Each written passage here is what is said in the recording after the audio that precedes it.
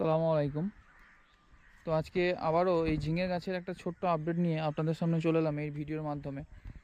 তো আজকে যেটা দেখাবো আপনাদেরকে, যেমন আমি আগেও বলেছিলাম যে সময়ের তুলনায় গাছের গ্রোথ আলহামদুলিল্লাহ খুব ভালো, যেহেতু এই জমিটা নতুন এবং এর মাটিটা খুব সুন্দর হয়েছিল। চাষ দেওয়ার পর একবারে ঝুরঝুরে করা হয়েছিল এবং সুন্দরভাবে গ্যাপ মেনটেন করে লাগানো হয়েছিল। তো সেই অনুপাতে মাটির কোয়ালিটি ভালো হওয়ায় গাছটা সময়ের থেকে একটু আগেই বৃদ্ধি পাচ্ছিল। আর যেখানেই ভালো গাছ সেখানেই ভালো রোগ পোকার আক্রমণ, এটা তো স্বাভাবিকই। তো সেই রকমই প্রায় সমস্ত জমিতেই আমি এসে দেখি যে রোগ পোকার আক্রমণ লেগে গেছে একদম নানা দিক থেকে, নানা পোকার আক্রমণ। সেটা দেখায় আপনাদেরকে কি রোগ পোকা লেগেছিল। এই যে এটা দেখতে পারেন তলা মানে পাতাটাকে জড়ো জড়ো জড়ো করে দিচ্ছিল, কুকড়ে দিচ্ছিল, মাকড় জাতীয় পোকার আক্রমণ। তারপর এই যে দেখতে পাচ্ছেন সাদা সাদা হয়ে গেছে ম্যাপের মতো, এগুলো ম্যাপ পোকা বলে। এইগুলো হয়ে থাকে নানা রকম পোকার আক্রমণে। তারপর থ্রিপস যে পোকাটা খুব চাষিদেরকে উত্তেজিত করে, সেটা হচ্ছে এর কাজ হচ্ছে পাতার রস চুষে খেয়ে নেওয়া এবং পাতাটাকে দুর্বল করে দেওয়া। থ্রিপস বাংলাতে যেটাকে আমরা বলে থাকি চুষি পোকা। তো এইসব নানা রোগের আক্রমণ দেখা যাচ্ছিল। মাঠে আসলাম, দেখলাম পর্যবেক্ষণ করে, তারপর একটা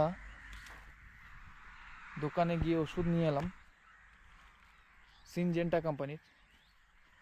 ওষুধটা খুবই ভালো। সিনজেন্টা কোম্পানি আপনারা সবাই জানেন যারা চাষের সঙ্গে যুক্ত আছেন, বিশেষ করে সবজি বা ফলে, খুবই ভালো একটা ব্র্যান্ড।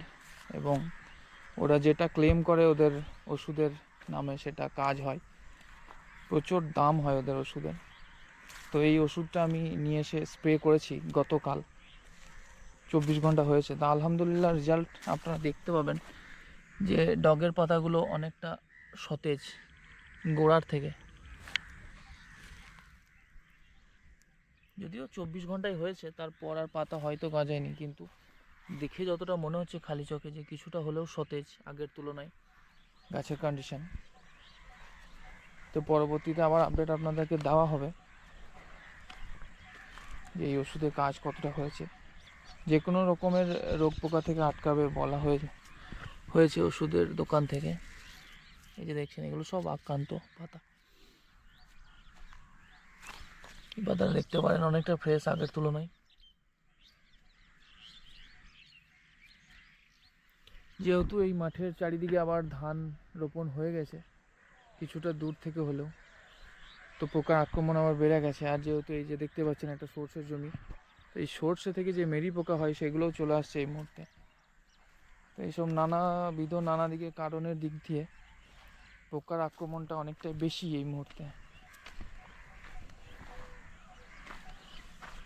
এই যে দেখেন গাছের গ্রোথ আলহামদুলিল্লাহ অনেক ভালো। আবার কোড়া হবে, এটা বাত হয়ে গেছে।